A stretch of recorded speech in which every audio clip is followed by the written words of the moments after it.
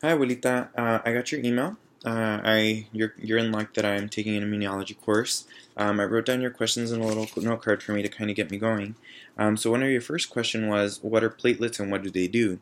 So platelets are, I think, of your body's first line of defense when you get a cut, because it's telling you to basically start healing. When you get cut, you start bleeding, but you need it to stop, otherwise you're gonna bleed to death. So you kind of want to tell your body, stop. Let's wait a minute and start healing. So platelets actually come from a bigger cell called megakaryocytes that are produced in your bone marrow. So this big purple blobs are going to be the megakaryocytes, and when they receive a signal called thrombopoietin, which is produced in the liver and kidney, it'll start breaking down into these smaller purple fragments that you see there. It's hard to see, but basically it's going to start. It'll break down and turn into those, and that's what's going to start forming the platelets. So, so you can say that the thrombopoietins are basically a way to regulate the amount of what's it called platelets in your body. So once they burst, the platelets themselves are going to start sending off signals. Some of them they're going to tell you to coagulate. Others are going to tell you to it's called adhesion. So basically, them to stick together. And some of them they're gonna send signals to other parts of this body and cells to start growing and repair. So those are called growth factors, and it's gonna basically tell neighboring cells, oh, we're missing our buddy here, so we need to divide and make another one to start forming. So like there's one cell, and to close the gap here on the image, we need another cell. So you can see that my hands are basically covering the screen, which is basically what the cells need to do. So the way this works is the platelets have proteins on their surface. So actually, let me go back a little bit. So this is what platelets look in your blood vessel. That big cylinder is basically your blood vessel, and the red circles are blood cells, and the white stuff here are going to be your platelets that are sticking together. And this image shows basically platelets with proteins on top of them. So there are three main proteins that are on top of it called the complex together called glycoprotein IB4-5 complex, and that one's basically it's going to be this one right here, shown in the image. And once it receives a signal called Van Willebrand factor, which is also floating in the blood in an inactive form, once it's activated, it'll bind to the platelet and tell the platelet, hey, you need to bind onto the cell wall here. As you can see in the image, it'll start binding here to the cell, the vessel wall, and it'll start aggregating as it's shown here in the picture. And it's like this picture kind of shows a step-by-step process. It'll recruit one and recruit more to the vessel, and then, oh gosh, why is the image moving? And then after it gets more, it'll start sticking to other platelets, as you can see on that picture. Alright, so what are the goods and the bads about platelet activation? So when your platelets are activated, it's good because your body is telling you it's trying to respond in a way to harmful stuff. You don't want to have bad things happening to your body. It's a way of homeostasis, or your body keeping itself in balance. So what it's going to do, as you saw, it's going to restrict the blood flow because it kind of layers on top of each other.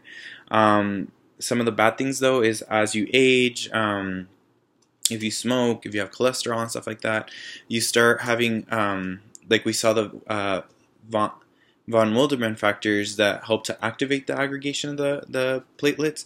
A lot of that is going to be flowing in your body if you increase those risks. So like age, smoking, cholesterol, like I said.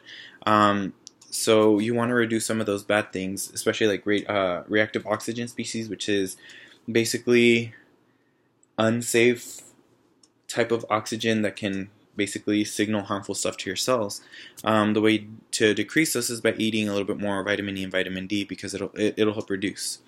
Then you also asked me, what are bradykinins? So bradykinins are basically an inflammatory mediator. So it's going to tell your body to dilate, to increase your blood flow in the body. It'll produce something called it's going to signal the body to produce nitric oxide, and nitric oxide is a compound that's important in telling the vesicle to dilate. and open up.